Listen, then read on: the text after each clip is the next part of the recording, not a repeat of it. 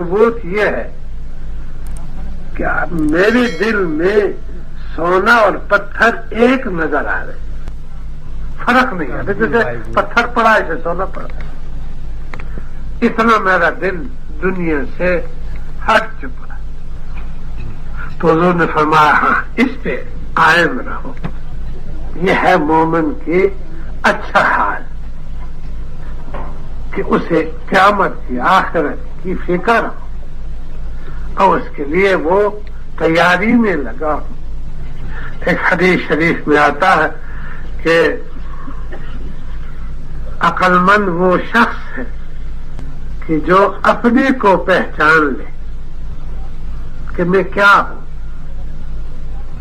اپنی پیدائش پہ غور کرے، اپنی عاجزی اور کمزوری پہ غور کرے کہ آنکھیں میری نہیں بند ہوتی ہیں تو مجھے کچھ نظر نہیں آتا، ٹانگیں میری لنگڑی ہو جاتی ہیں، جان نکل جاتی تو میں چل نہیں سکتا، تھوڑا سا عقل کی چوڑ ڈھیلی ہو جاتی ہے تو میں پھر بہکی بہکی باتیں کرتا، وہی انسان سے ٹھیک ٹھاک ہوتا، لیکن تھوڑا سا دماغ پہ اثر پڑ گیا پھر سارا قصہ ختم ہو جاتا۔ ایسی یہ سارا جو ہے ضعف، کمزوری، اس پہ غور کرے، اپنی گندگی پہ غور کرے کہ میں کتنا گندا ہوں اور کتنا کمزور ہوں اور کیسی میری گندگی سے پیدائش ہوئی۔ یہ تو اوپر ایک پالش لگا رکھی ہے اور کچھ نہیں، اندر ذرا ہٹا لو تو گند۔ اللہ نے اوپر سے ایسی پالش خوبصورت لگا دی کہ وہ گند جو ہے باوجود معلوم ہونے کے لوگوں کو خیال نہیں آتا، اور ہے اندر گند۔ جو اتنا گندا ہو انسان وہ کیا سوچے گا میں اچھا ہوں، اتنا کمزور عاجز ہو انسان وہ کیا اپنی بڑائی پیدا کرے گا۔ تو حدیث کا ارشاد کہ جو اپنی اس چیز کو سوچتا رہے وہ عقل مند ہے، اپنے کو پہچانے۔ اور دوسری بات فرمائی کہ مرنے کے بعد کی زندگی کے لیے تیاری میں لگے کہ آخرت میں کون کون سی چیز میرے کام آئے گی، اس کی سمیٹنے کی فکر ہو، اس کے سمیٹنے میں کام کرتا رہے۔ یہ شخص عقل مند ہے، اور عقل مند ہی ایک چیز کو کر بھی سکتا ہے اور کامیاب بھی ہو سکتا ہے۔ آج ہماری یہ عقل نہیں رہی، ساری دنیا کی چیزیں جانیں گے، ایک ایک چیز کی تحقیق کر کے اس کے ہر جز پر ہم تقریر کر لیں گے، اگر کچھ نہیں جانتے تو اپنے کو نہیں جانتے۔ وہ ہماری جو قوت تھی وہ اور چیزوں پہ لگ گئی، لگنی تھی اپنے اوپر کہ مجھے کس چیز میں نفع ہے اسے میری جان لگے۔ اب ہماری جان اور مخلوق پہ لگ رہی، اپنے لیے ہمارا کچھ نہیں۔ کتنی بڑی نقصان کی چیز کہ ہماری ساری قوتیں مخلوق پہ ایسی لگ جائیں کہ اپنے لیے کچھ نہ بنائے۔ اس سے بڑا بیوقوف اور کون ہو؟ اور یہی بات ہے کہ اللہ رب حضور پاک صلی اللہ علیہ وسلم نے فرمایا کہ اے لوگوں لا الہ الا اللہ محمد رسول اللہ، یہ اس کا اقرار کر لو، کامیاب ہو جاؤ۔ وہ کامیابی کیا ہے کہ اگر یہ نہیں کہو گے کہ اس مخلوق میں کچھ نہیں، اس پہ جان لگانا بیکار ہے، اس پہ اپنی قوتیں اور سمجھ صرف کرنا نقصان ہے، تو پھر کیسے اپنے اوپر خرچ کرو گے؟ یہ اقرار کرو کہ اس مخلوق میں کچھ نہیں، اس میں نہ نفع ہے نہ نقصان. نفع نقصان اللہ کے ہاتھ. جب یہ اقرار کر لو گے، یہ سمجھ اللہ تمہیں دے دے گی، تو پھر اپنی اس قوتوں اور طاقتوں کو اور مخلوق پہ خرچ نہیں کرو. پھر تو اپنی اوپر خرچ کرو گے کہ میں ایسی طریق سے بن جاؤں کہ میں اللہ کے ہاں کامیاب ہو جاؤں. جانا تو ہے مجھے وہاں، میرے ساتھ وہاں کے لیے نفی کی چیزیں بن جائیں. اس لیے ہر ایک سے یہ مطالبہ تھا کہ یہ کلمہ پڑھ لے. محمد صلی اللہ علیہ وسلم نے جو راستہ رہنمائی فرمائی ہے، اس راستے پہ چلو گے، مخلوق پر اپنی جان نہیں لگاؤ. تم ان چیزوں پہ جان لگاؤ گے، مال لگاؤ گے، اپنی سمجھ اور قوتیں لگاؤ گے جو تمہیں آگے کام دینے والی. یہ یقین اللہ نصیب فرما دے کہ ہاں مخلوق میں کچھ نہیں، چاہے میری نظر میں آوے لیکن اس میں کچھ نہیں. اور یہ نظر ایسی ہے جیسے کہ کسی زمیندار کی نظر اپنی کھیت پہ پڑتی ہے. کھیت کو ایک زمیندار دیکھتا ہے کہ میاں اس کی بہت خدمت کرو، اس میں سے گھاس اکھاڑو، پانی وقت پہ دو، اس کی گوڈی کرو، اس میں خوب پھل آئے گا. حالانکہ اس وقت کچھ بھی نہیں، معمولی سے بوٹے ہیں، لیکن اس کو 3-4 مہینے کی نظر وہ ہوتی ہے کہ وہ اس کھیت کو دیکھ کر کہتا ہے میاں ذرا بڑے ہو جائیں تو اس کو کاٹ کر گھاس بنا لو، زمین بھی مشغول ہوگی اور اس سے پھل نہیں آئے گا. ایسی ہی یقین والے کی بات ہے. وہ دیکھتا تو ہے کہ یہ فلاں چیز سے نفع ہو رہا ہے، فلاں سے نقصان ہو رہا ہے، فلاں سے یہ ہو رہا ہے، لیکن وہ نظر میں ہے، حقیقت میں نہیں ہے.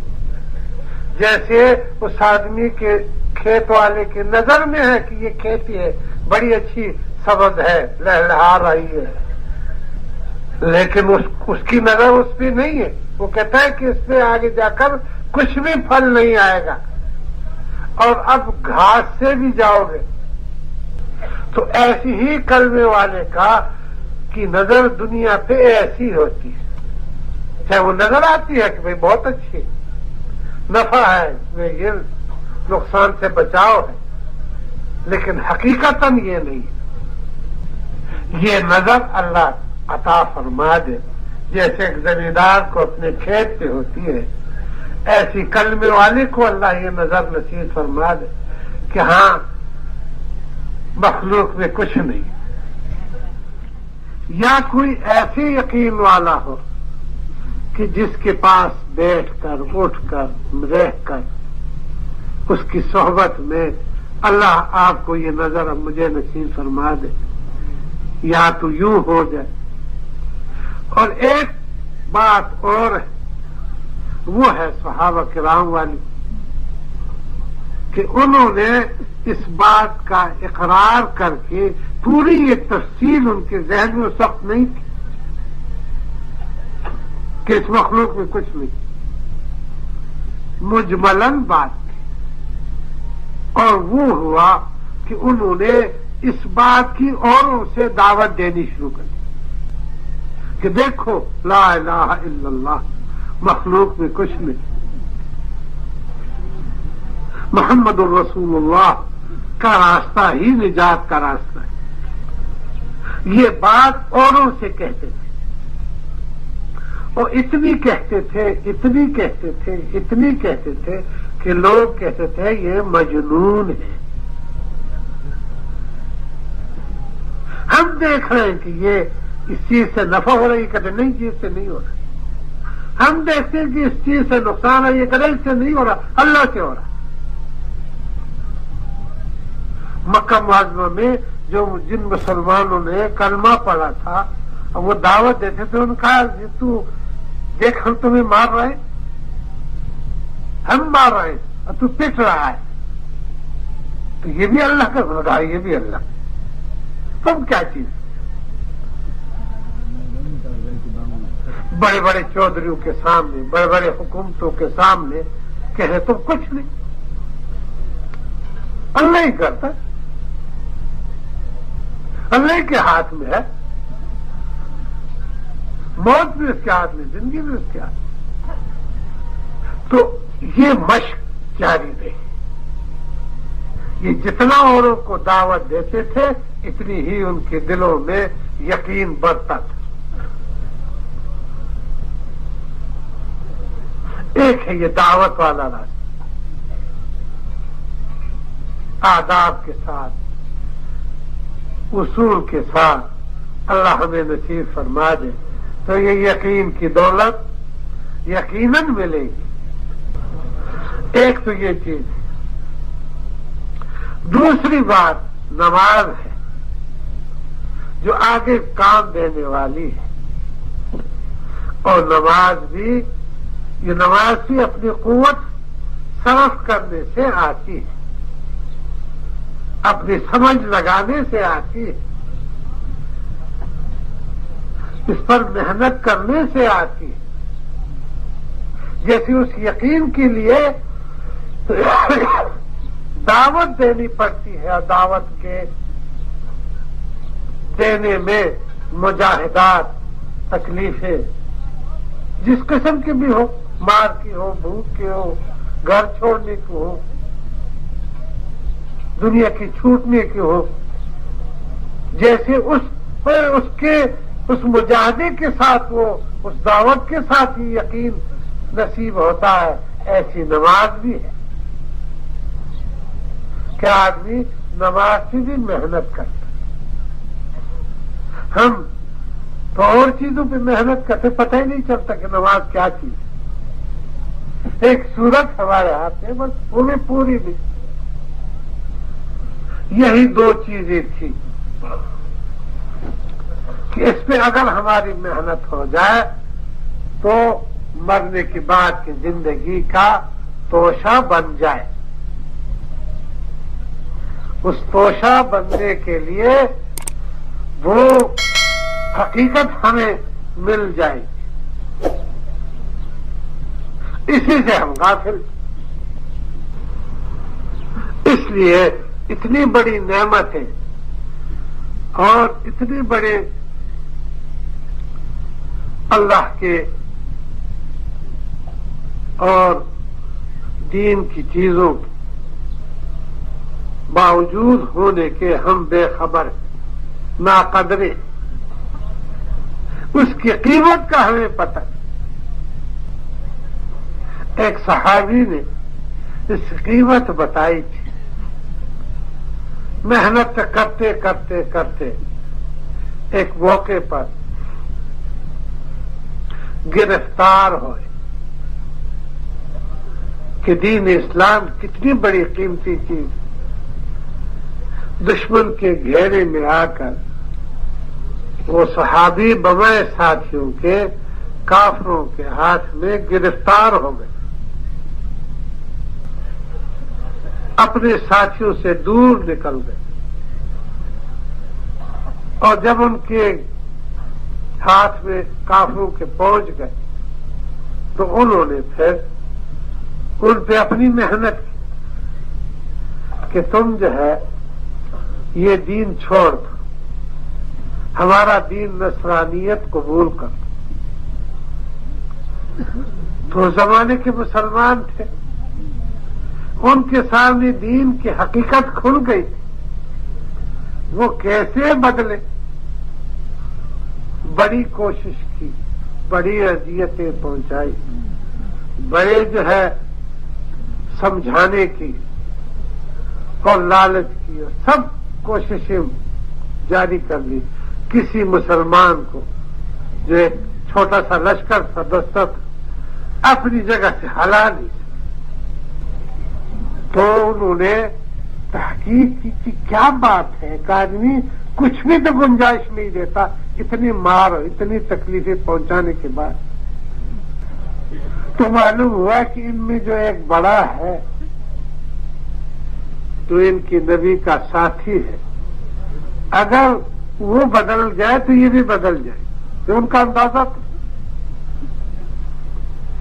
چنانچہ سفر کرتے کرتے اپنے بادشاہ کے پاس قیدیوں کو پہنچایا۔ انہوں نے اپنی ساری جو کوشش محنت تھی کارگزاری سنائی کہ یوں گرفتار ہوئے، ہم نے بڑی کوشش کی کہ یہ دین بدل لے، لیکن یہ نہیں بدل، بڑے سخت ہیں، اور معلوم یہ ہوتے ان میں ایک آدمی ہے اگر وہ بدل جائے تو یہ سارے بدل جائیں۔ انہوں نے کہا ٹھیک ہے اسی کو لو۔ تو صحابی کو انہوں نے بلایا اور اس کو بہت زیادہ لالچ دیا اور بہت زیادہ تکلیفیں اور دھمکیاں دی، تو اس نے کہا یہ بات تو نہیں ہو سکتی۔ پھر کیا لیکن ان حضرات کے اعمال و اخلاق سے، ان کی استقامت سے ان لوگوں پہ اثر ہوا کہ یہ عام انسان نہیں ہے جیسے ہم اور لوگوں کو جانتے۔ تو جب بڑی کوشش کی بادشاہ نے، وہ صحابی اپنی جگہ سے ہلا نہیں، تو اسے کہا بھائی اس کو سولی چڑھاؤ اور تیروں کی بارش برساؤ، لیکن تیر اندازوں سے کہا کہ کبھی دائیں کو مارو، کبھی بائیں کو، کبھی نیچے، کبھی اوپر، نشانے پہ نہ لگاؤ۔ جب تیر مارو تو اس سے پہلے کہو بھائی بدل جا، جب یہ انکار کرے تو پھر شروع کر دو، لیکن نشانہ نہ بنا۔ چنانچہ انہوں نے وہ ساری محنت کر لی، کچھ نہ ہوا۔ اطلاع دی بادشاہ کو کہ جی وہ تو وہی بات ہے جو پہلی تھی، ان تیروں سے اور سولی پہ چڑھانے سے اس کو کوئی فرق نہیں ہے۔ اس کو بلایا کہ بھائی کیا رائے؟ ان کا وہی بات ہے۔ چنانچہ پھر اور تدبیر اختیار، ایک دیگ آگ پہ رکھا، اس میں پانی ڈالا، وہ جوش مارتا ہوا ایسا ہو گیا آگ بن گیا۔ ایک قیدی کو لے کر اس میں ڈال دیا، وہ بھسم ہو گیا۔ یہ سارا منظر دیکھ رہے تو کہا کہ بھائی ایسی تم ہو جاؤ گے؟ انہوں نے کہا ٹھیک۔ چنانچہ اسے آہستہ آہستہ دیگ کے پاس اس صحابی کو لے جایا گیا۔ جب دیگ کے قریب گئے تو وہ رو پڑے، تو انہوں نے کہا بھائی یہ تو نرم ہو گیا۔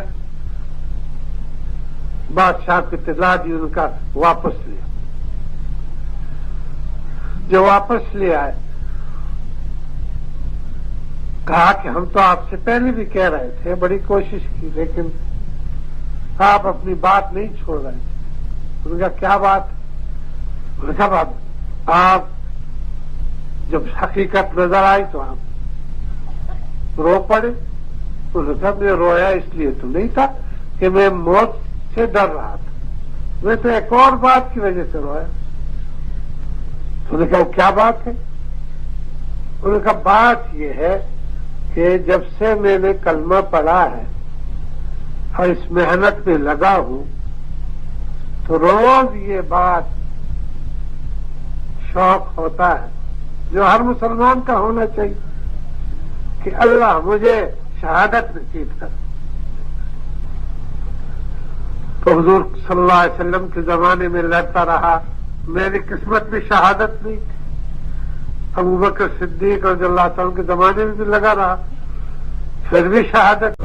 محترم بھائیوں اور بزرگوں، اللہ رب العزت کا بہت بہت احسان ہے، اور اسی کی دی ہوئی توفیق سے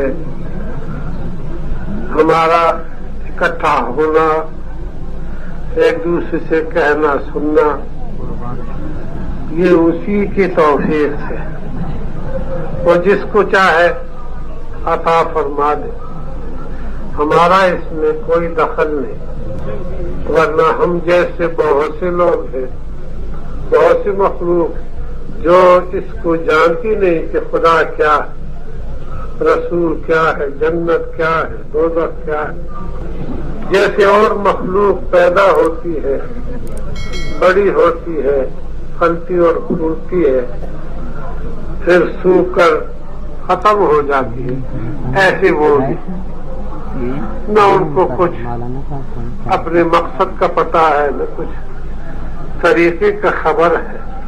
ایک مخلوق ہے جو پیدا ہو رہی ہے، فنا ہو رہی ہے۔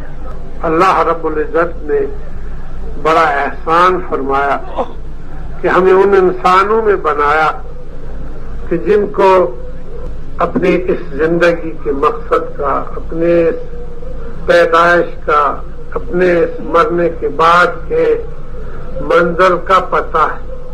صرف نری مخلوق ہم نہیں، نرے حیوان ہم نہیں، اللہ نے انسان پیدا کیا اور ہماری یہ رہنمائی فرمائی کہ تمہارا آنا یہاں کس لیے ہے اور کیسے رہو گے اور رہنے کے بعد کیسے جاؤ گے، یہ بہت بڑی چیز۔ اب یہ ہے کہ کون سے حضرات کی وجہ سے یا کس ذریعے سے اللہ نے یہ مہربانی فرمائی ہے۔ بہرحال آج جو ہم مسلمان کہلاتے ہیں، اللہ نے ہم پہ یہ احسان فرمایا کہ ہمیں ان چیزوں کی رہنمائی فرمائی۔ اب دوسرے درجے میں کہ ہم اس کی قدر کریں اور اس نعمت کا شکر کریں کہ اللہ نے ہمیں اتنی بڑی چیز عطا فرمائی ہے، ہم شکر گزار رہے، نہ یہ کہ باوجود معلوم ہونے کے اس سے غافل رہے، اس کی ناشکری کرے اور اس کو ویسی چھوڑ دے۔ اس نعمت کی شکر اور اس نعمت کی بڑائی اور اس کی حقیقت تو مرنے کے بعد معلوم ہوگی کہ دین، اسلام، نبی اور قرآن، یہ جو چیزیں اللہ نے ہمیں دی ہیں، یہ کتنی بڑی نعمت تھی۔ پوری حقیقت اس کی اس دنیا میں نہیں آ سکتی۔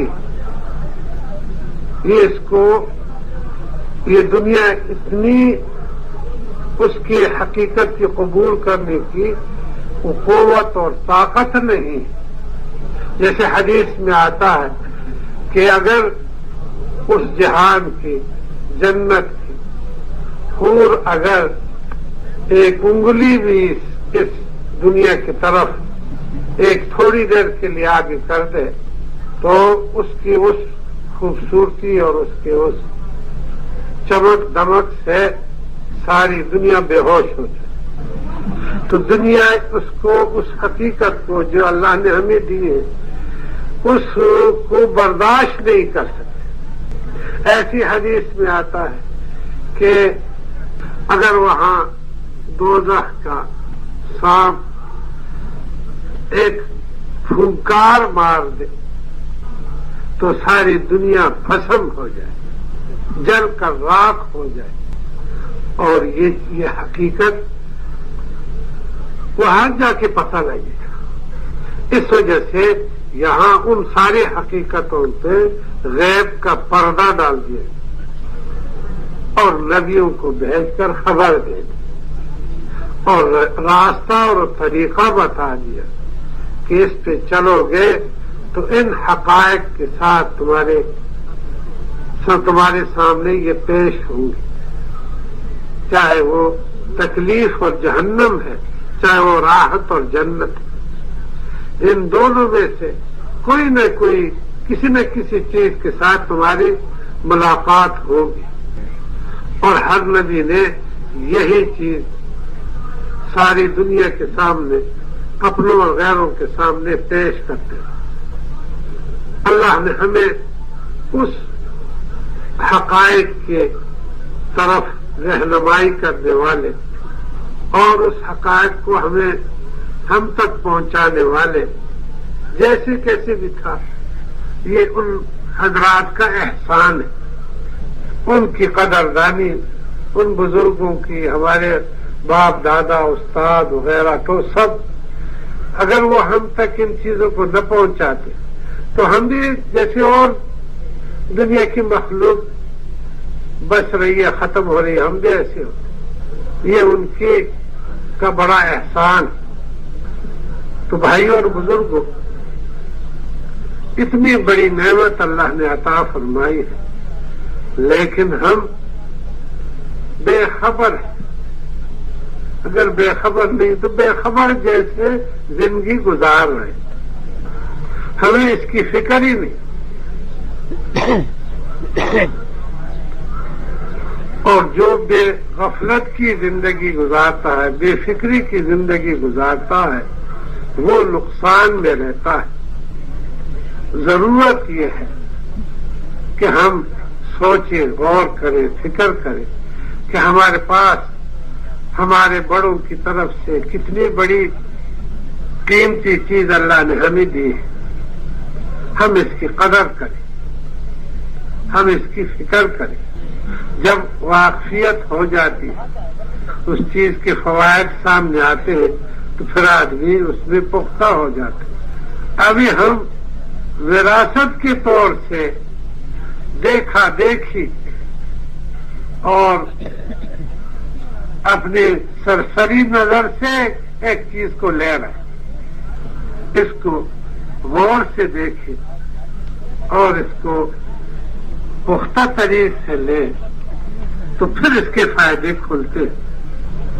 حضور پاک صلی اللہ علیہ وسلم نے اس بنا پر حضرات صحابہ کرام کے متعلق یہ کام مقرر کیا کہ یہ غفلتیں، یہ بے غوری، یہ بے پرواہی، یہ اور مخلوق سے تعصب اس امت میں آئے گا تو یہ اپنی سطح سے گرتے گرتے گرتے نیچے آ جائیں۔ تو اس وقت جو کام تم کر رہے ہو، یہی کام وہ کریں گے تو ان کی سطح بلند ہوگی۔ اور وصیت فرمائے دی کہ جس انداز کے ساتھ اور جس محنت اور جس کوشش کے ساتھ دین کی یہ بات انسانوں میں چلائی اور ان کو یہاں تک کہ اللہ سے ملا دیا، اور وہ انسان جو بالکل بے خبر تھا وہ اس فرش پہ ایک مٹی اور ڈلے اور پتھر کی طرح تھا، اللہ نے اس کو عرش سے ملا دیا۔ ایسی محنت ہوئی، بظاہر وہی انسان تھا لیکن دینی اعتبار سے وہ عرش تک پہنچ گئے۔ حضرت علی کرم اللہ وجہہ فرماتے ہیں کہ اگر جنت اور دوزخ میں اپنی آنکھوں سے دیکھ لوں تو میرے یقین میں کچھ اضافہ نہیں ہو، ایسی حد تک پہنچ گئے۔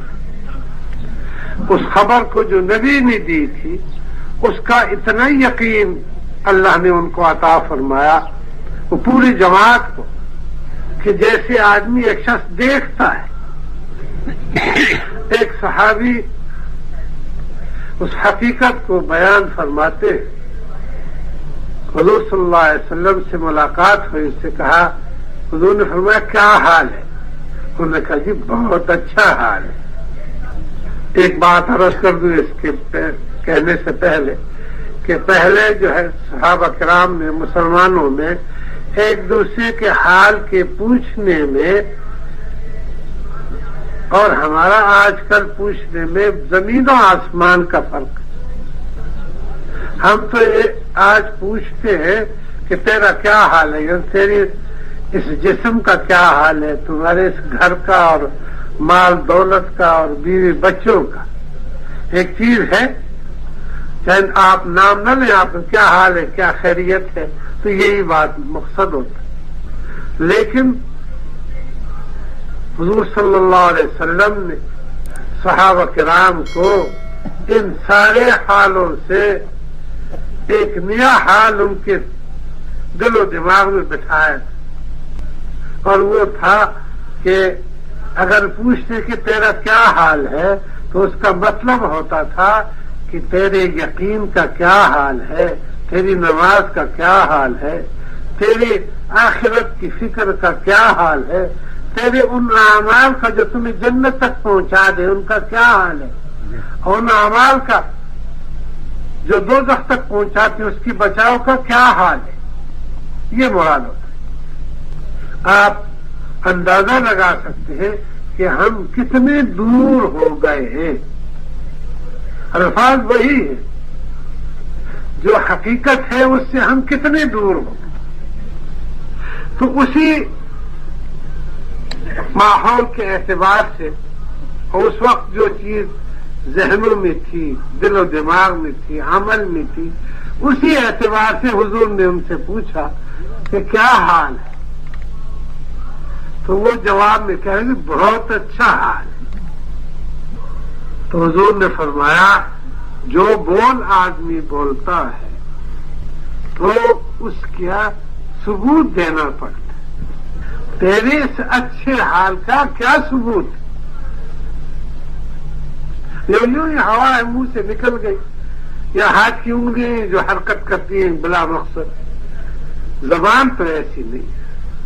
جو شخص زبان سے بولتا ہے یا اس پر وہ حجت ہوگا یا اس کے لیے حجت ہوگا۔ ہم جو بے لگام ہو کر بولتے ہیں ہمیں یہ اندازہ نہیں، ہر بول لکھا جاتا ہے، ہر دعویٰ لکھا جاتا ہے، کل قیامت میں پوچھا جائے گا کہ یہ بول تم نے کیوں بولا، کس لیے بولا، اس کے جو ہے بولنے کا کیا ثبوت ہے۔ اس لیے آدمی جو بولے اس سے پہلے سوچ لے کہ میں کیا کہہ رہا ہوں، کہیں نقصان کی بات کہہ رہا ہوں یا نفع کی کہہ رہا ہوں، کسی کا دل دکھا رہا ہوں یا اپنا نقصان کر رہا ہوں۔ میں نے جیسے عرض کیا ہمیں سوچ نہیں، فکر نہیں۔ جیسے تاجر سودا کرتے وقت سوچتا ہے کہ میں یہ سودا کروں تو اس میں مجھے نفع ہوگا یا نہیں، یا یوں ہی کرتا پھرتا ہے، اس کو سوچنا پڑتا ہے کہ جو چیز میں خرید رہا ہوں اس میں مجھے کتنی گنجائش ہے اور کیسے اسے میں نفع اٹھاؤں گا۔ یہ ساری باتیں پہلے سوچ کر پھر وہ خریدتا ہے، پھر وہ منہ سے بولتا ہے۔ ایسی مسلمان ایک سوچ والا ہے، ایک فکر والا ہے، ایک مقصد والا ہے، وہ بولنے سے پہلے سوچتا ہے کہ میں کیا بول رہا ہوں، اس میں مجھے نفع ہوگا یا نقصان ہوگا، اس میں مجرم بنوں گا یا کامیاب رہوں گا۔ اس وجہ سے حدیث پاک میں آتا ہے کہ جب دوستیوں کا گروہ کے گروہ داخل کیے جائیں گے تو بعض گروہوں کو سیدھا یوں داخل نہیں کریں گے، الٹا کر کے پھینکیں گے جہنم۔ کہا جائے گا کہ یہ ان کو عام دوستیوں کے خلاف الٹا کیوں پھینکتے ہیں، اس لیے کہ ان کی زبان بے لگام رہی تھی۔ بھائی اور بزرگوں، آج ہمارے اکثر ہمیں جو مقصد سے اور اپنے طریقے سے پیچھے رکھا ہے وہ اس زبان نے بہت رکھا، اس پہ ہم نے تو پابندی نہیں لگائی، اور چیزیں بھی ہماری بے لگام ہے، لیکن یہ زبان بہت زیادہ بے لگام ہے۔ تو اس لیے حضور نے فرمایا کہ بھائی تو جو کہہ رہا ہے کہ اچھا حال ہے تو اس کا کیا ثبوت ہے؟ یوں ہی زبان ہلانی. تم نے کہا عرض کیا حضور جب میں نماز پہ کھڑا ہوتا ہوں تو جنت دوزخ میری نظروں کے سامنے ہوتی، اور جب نماز پڑھتے وقت مجھے وہ دو فرشتے جو میرے دائیں بائیں مونڈے میں مقرر ہیں وہ جو میری حرکات میرے بول لکھتی ہے اس لکھنے کی آواز آتی ہے مجھے. ایک دوسری نے فرمایا کہ حضور اس کا ثبوت یہ ہے کہ میرے دل میں سونا اور پتھر ایک نظر آ رہے، فرق نہیں ہے، جیسے پتھر پڑا ایسے سونا پڑا. اتنا میرا دل دنیا سے ہٹ چکا. تو حضور نے فرمایا ہاں اس پہ قائم رہو، یہ ہے مومن کی اچھا حال کہ اسے قیامت کی آخرت کی فکر ہو اور اس کے لیے وہ تیاری میں لگا ہو. ایک حدیث شریف میں آتا ہے کہ عقل مند وہ شخص ہے کہ جو اپنے کو پہچان لے کہ میں کیا ہوں، اپنی پیدائش پہ غور کرے، اپنی عاجزی اور کمزوری پہ غور کرے کہ آنکھیں میری نہیں بند ہوتی ہیں تو مجھے کچھ نظر نہیں آتا، ٹانگیں میری لنگڑی ہو جاتی ہیں، جان نکل جاتی تو میں چل نہیں سکتا، تھوڑا سا عقل کی چوڑ ڈھیلی ہو جاتی ہے تو میں پھر بہکی بہکی باتیں کرتا. وہی انسان سے ٹھیک ٹھاک ہوتا، لیکن تھوڑا سا دماغ پہ اثر پڑ گیا پھر سارا قصہ ختم ہو جاتا. ایسی یہ سارا جو ہے ضعف کمزوری اس پہ غور کرے، اپنی گندگی پہ غور کرے کہ میں کتنا گندا ہوں اور کتنا کمزور ہوں اور کیسی میری گندگی سے پیدائش ہوئی. یہ تو اوپر ایک پالش لگا رکھی ہے اور کچھ نہیں، اندر ذرا ہٹا لو تو گند. اللہ نے اوپر سے ایسی پالش خوبصورت لگا دی کہ وہ گند جو ہے باوجود معلوم ہونے سے لوگوں کو خیال نہیں آتا، اور ہے اندر گند. جو اتنا گندا ہو انسان وہ کیا سوچے کہ میں اچھا ہوں. اتنا کمزور عاجز ہو انسان وہ کیا اپنی بڑائی پیدا کرے. تو حدیث کا ارشاد کہ جو اپنی اس چیز کو سوچتا رہے وہ عقل مند ہے، اپنے کو پہچانے. اور دوسری بات فرمائی کہ مرنے کے بعد کی زندگی کے لیے تیاری میں لگے کہ آخرت میں کون کون سی چیز میرے کام آئے گی، اس کی سمیٹنے کی فکر ہو، اس کے سمیٹنے میں کام کرتا رہے. یہ شخص عقل مند ہے، اور عقل مند ہی ایک چیز کو کر بھی سکتا ہے اور کامیاب بھی ہو سکتا ہے. آج ہماری یہ عقل نہیں رہی. ساری دنیا کی چیزیں جانیں گے، ایک ایک چیز کی تحقیق کر کے اس کے ہر جز پر ہم تقریر کر لیں گے. اگر کچھ نہیں جانتے تو اپنے کو نہیں جانتے.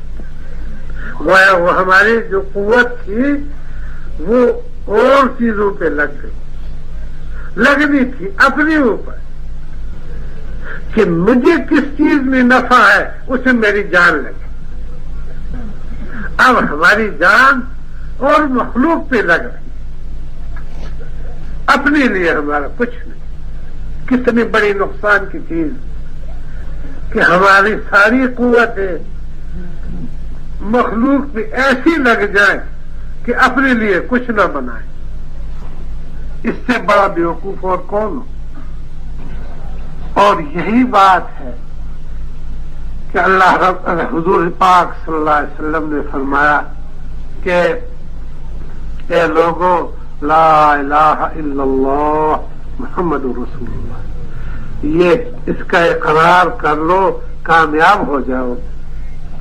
وہ کامیابی کیا ہے کہ اگر یہ نہیں کہو گے کہ اس مخلوق میں کچھ نہیں، اس پہ جان لگانا بیکار ہے، اس پہ اپنی قوتیں اور سمجھ صرف کرنا نقصان ہے، تو پھر کیسے اپنے اوپر خرچ کرو گے؟ یہ اقرار کرو کہ اس مخلوق میں کچھ نہیں، اس میں نہ نفع ہے نہ نقصان، نفع نقصان اللہ کے ہاتھ۔ جب یہ اقرار کر لو گے، یہ سمجھ اللہ تمہیں دے دے گی، تو پھر اپنی اس قوتوں اور طاقتوں کو اور مخلوق میں خرچ نہیں کرو، پھر تو اپنے اوپر خرچ کرو گے کہ میں ایسی طریق سے بن جاؤں کہ میں اللہ کے ہاں کامیاب ہو جاؤں۔ جانا تو ہے مجھے وہاں، میرے ساتھ وہاں کے لیے نفی کی چیزیں بن جائیں۔ اس لیے ہر ایک سے یہ مطالبہ تھا کہ یہ کلمہ پڑھ لے۔ محمد صلی اللہ علیہ وسلم نے جو راستہ رہنمائی فرمائی ہے، اس راستے پہ چلو گے، مخلوق پر اپنی جان نہیں لگاؤ گے، تم ان چیزوں پہ جان لگاؤ گے، مال لگاؤ گے، اپنی سمجھ اور قوتیں لگاؤ گے جو تمہیں آگے کام دینے والی۔ تو آگے کام دینے والی چیز پہلے تو یہ کلمہ ہے، یہ دل میں بات بیٹھ جائے کہ میاں اس مخلوق میں کچھ نہیں، خالق کے ہاتھ میں سب کچھ ہے۔ لہذا عقل مند آدمی کا عقل کا تقاضا یہ ہے کہ وہ اپنی طاقتیں مخلوق پہ نہ لگائے، اپنے اوپر لگائے۔ اپنے اوپر لگانے کا مطلب کیا ہے؟ یعنی ان چیزوں پہ لگائے، ان کاموں پہ لگائے جو اس کو آگے نفع دینے والی، آگے نفع دینے والی چیزوں میں پہلے تو یہ یقین ہے، یہ بات دل میں بیٹھ جائے، یہ یقین اللہ نصیب فرما دے کہ ہاں مخلوق میں کچھ نہیں، چاہے میری نظر میں آوے لیکن اس میں کچھ نہیں۔ اور یہ نظر ایسی ہے جیسے کہ کسی زمیندار کی نظر اپنی کھیت پہ پڑتی ہے۔ کھیت کو ایک زمیندار دیکھتا ہے کہ میاں اس کی بہت خدمت کرو، اس میں سے گھاس اکھاڑو، پانی وقت پہ دو، اس کی گوڈی کرو، اس میں خوب پھل آئے گا۔ حالانکہ اس وقت کچھ بھی نہیں، معمولی سے بوٹے ہیں، لیکن اس کو 3-4 مہینے کی نظر وہ ہوتی ہے کہ وہ اس کھیت کو دیکھ کر کہتا ہے میاں کہ ذرا بڑے ہو جائیں تو اس کو کاٹ کر گھاس بنا لو، زمین بھی مشغول ہوگی اور اس سے پھل نہیں آئے گا۔ ایسی ہی یقین والے کی بات ہے، وہ دیکھتا تو ہے کہ یہ فلاں چیز سے نفع ہو رہا ہے، فلاں سے نقصان ہو رہا ہے، فلاں سے یہ ہو رہا ہے، لیکن وہ نظر میں ہے، حقیقت میں نہیں ہے۔ جیسے اس آدمی کے کھیت والے کی نظر میں ہے کہ یہ کھیتی ہے، بڑی اچھی سبز ہے، لہلہا رہی ہے، لیکن اس کی نظر اس پہ نہیں ہے، وہ کہتا ہے کہ اس پہ آگے جا کر کچھ بھی پھل نہیں آئے گا، اور اب گھاس سے بھی جاؤ گے۔ تو ایسی ہی کلمے والے کی نظر دنیا پہ ایسی ہوتی ہے، چاہے وہ نظر آتی ہے کہ بھئی بہت اچھی نفع ہے، اس میں یہ نقصان سے بچاؤ ہے، لیکن حقیقتاً یہ نہیں ہے۔ یہ نظر اللہ عطا فرما دے، جیسے ایک زمیندار کو اپنے کھیت پہ ہوتی ہے، ایسی کلمے والے کو اللہ یہ نظر نصیب فرما دے کہ ہاں مخلوق میں کچھ نہیں۔ یوں ہی ظاہری ایک رنگ روپ ہے. یہ بات اللہ تعالی کی طرف سے کسی کے دل میں ڈال دے یہ اس کا احسان ہے. اور بہت سے ایسے واقعات ہیں کہ کسی نے بھی ایک شخص کو یہ رہنمائی نہیں کی، دعوت نہیں دی کہ تو کلمہ پڑھ لے، لیکن اللہ نے اس کے دل میں ڈال دی. خواب میں معلوم ہو، یوں ہی مخلوق کو دیکھ کر اس کے دل میں یہ یقین آ گیا. ایک تو یہ چیز، یہ کسی انسان کو اللہ تعالیٰ اس نعمت سے نوازتے، یا کوئی ایسے یقین والا ہو کہ جس کے پاس بیٹھ کر اٹھ کر رہ کر اس کی صحبت میں اللہ آپ کو یہ نظر اب مجھے نصیب فرما دے، یا تو یوں ہو جائے. اور ایک بات اور ہے، وہ ہے صحابہ کرام والی، کہ انہوں نے اس بات کا اقرار کر کے پوری یہ تفصیل ان کے ذہن میں اس وقت نہیں تھی کہ اس مخلوق میں کچھ نہیں، مجملاً بات تھی. اور وہ ہوا کہ انہوں نے اس بات کی اوروں سے دعوت دینی شروع کر دی کہ دیکھو لا الہ الا اللہ، مخلوق میں کچھ نہیں، محمد الرسول اللہ کا راستہ ہی نجات کا راستہ ہے.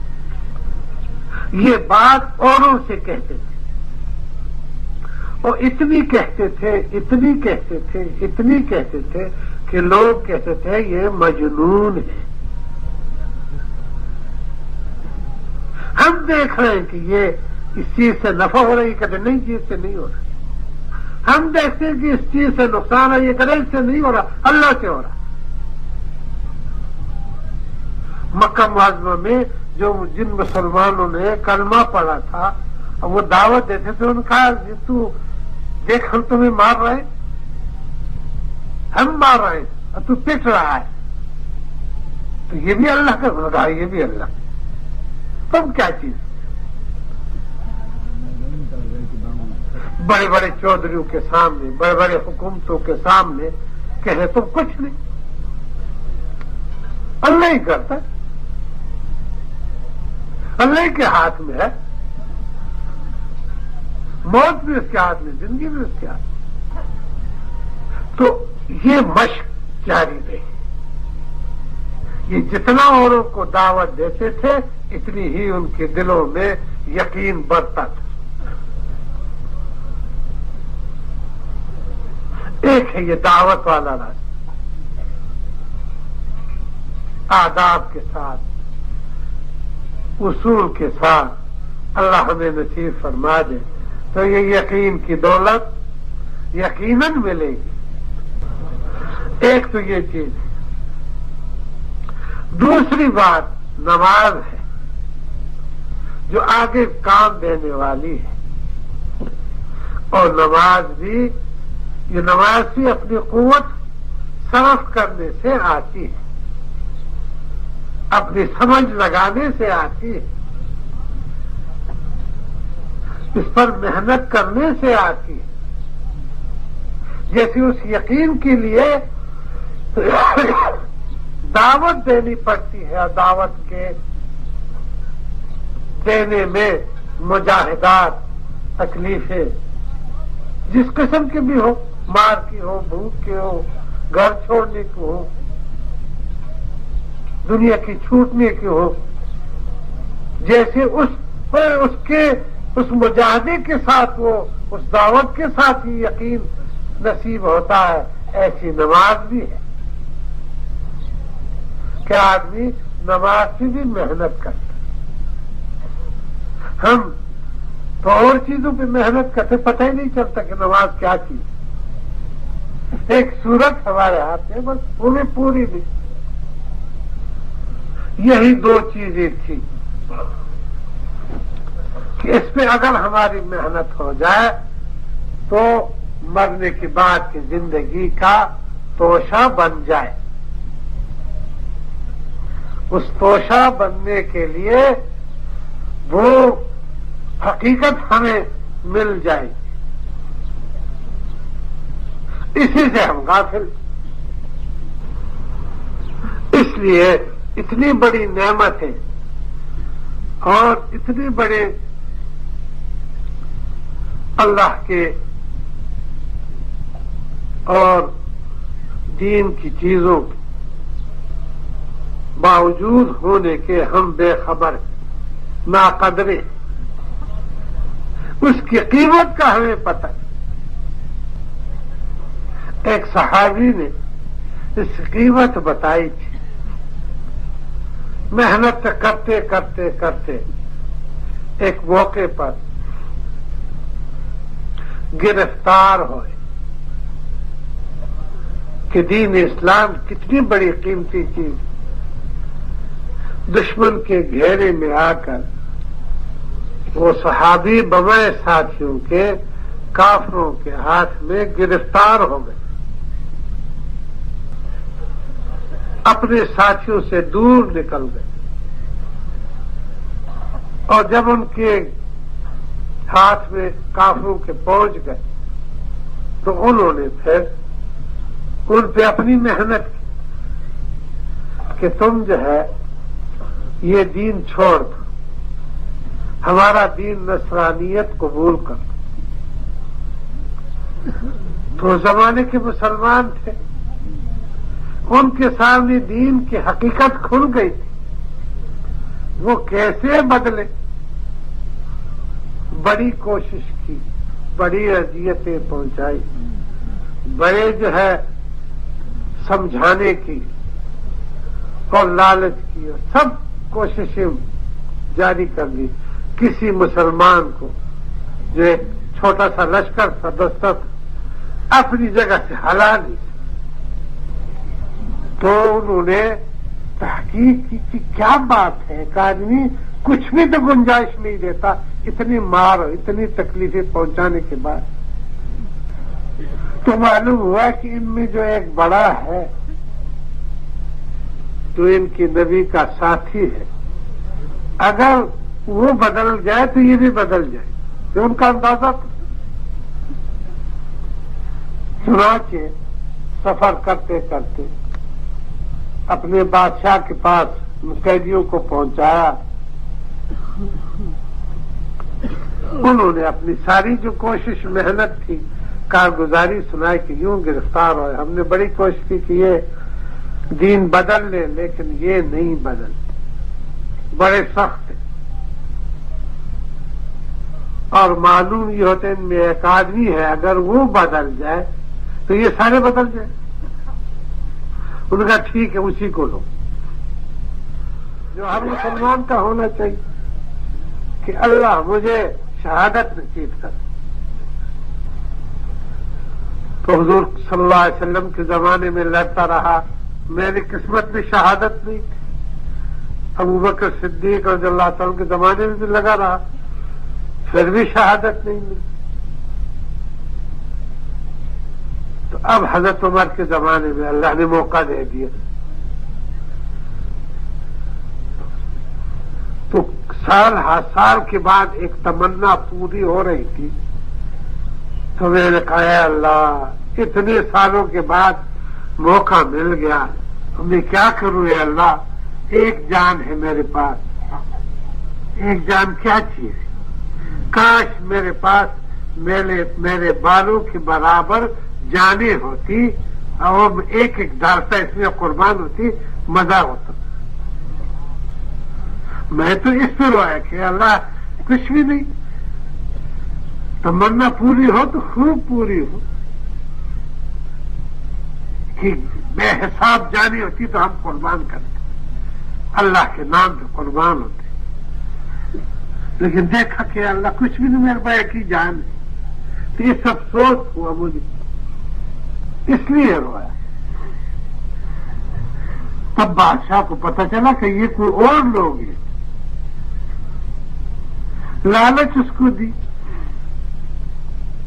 کہا کہ آپ میرے ملک میں آپ شریک ہو جائیں گے، حکومت آپ کی اور میری ہو، آپ بدل جائیں. تو اس وقت جواب کیا دیا؟ اس نے کہا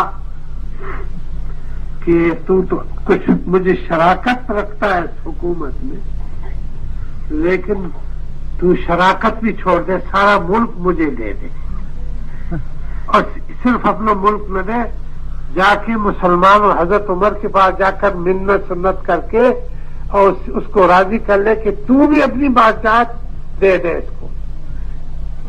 تم دونوں مسلمان عیسائی مل کر اتفاق کر لو کہ یہ ساری بادشاہت اس کو دینے عبداللہ کو. یہ کلمہ ایسا ان کے دل میں بیٹھا ہوا ہے. کوئی پڑھے لکھے لوگ نہیں تھے، نہ بڑے سمجھدار اور تجربہ کار، ہنر والے، کمال والے، سادہ جنگل کے لوگ تھے. ایک بات کہہ رہی اس پہ لگ گئے، کرتے کرتے کرتے حقیقت کھل گئی، اور اس کے بغیر نہیں کھلتی. ایک شخص میں بڑا کمال والا ہوں، میں بڑے مال والا ہوں، میں بڑے ہنر والا ہوں، مجھ پہ کھل جائے گی، اسے نہیں کھلتی. یہ تو اس امیوں کے طریقے پہ چل کر کھلتی کہ وہ دعوت بھی دیتے تھے، قربانیاں بھی دیتے تھے، اور دعائیں بھی کرتے.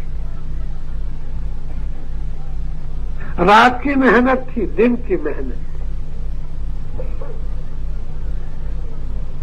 رات میں وہ اپنا آرام چھوڑتے،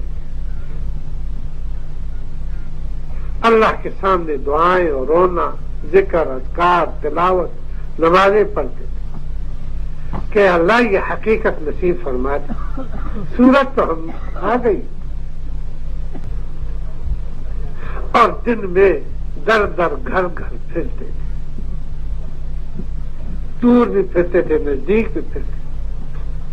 یہی سمجھتے تھے کہ اللہ کی یہ مخلوق اس پہ آ جائے، اس کلمے پہ آ جائے، ان کے اس نقصان سے یہ بچ جائے. دل میں یہ درد و فکر، رات میں یہ دعا اور مجاہدہ ہوتا تھا، دن میں دعوت ہوتی تھی، فکر ہوتا تھا، اپنے ضروریات کو قربان کرتے تھے. دن میں مجاہدہ یہ تھا، اپنی حیثیت کو قربان کرتے تھے، اپنے عیش کو قربان کرتے تھے، اپنی ضروریات کو قربان کرتے تھے، اور ایک ایک انسان کے سامنے کھڑے ہو کر خوب خیر خواہی اور ہمدردی سے کہتے تھے، نفرت سے نہیں کہتے. یہاں تک کہ جب ان کے ساتھ لڑتے تھے تو اس وقت بھی نفرت نہیں ہوتی، اور جو جن کو قتل کرتے تھے اس پہ افسوس کرتے تھے کہ ہائے یہ بیچارے بغیر کلمے کے مر گئے، دوزخ میں چلے. یہ دوزخ میں کیوں گئے؟ ایسے خلوص کے ساتھ، ہمدردی اور خیر خواہی کے ساتھ وہ یہ دعوت کا کام چلاتے تھے. چلتے چلتے یہ حقیقت کھلی، مانگتے مانگتے یہ کھلی، ڈرتے ڈرتے کھلی. کہیں ہم بات میں بےقراری تو نہیں کر گئے؟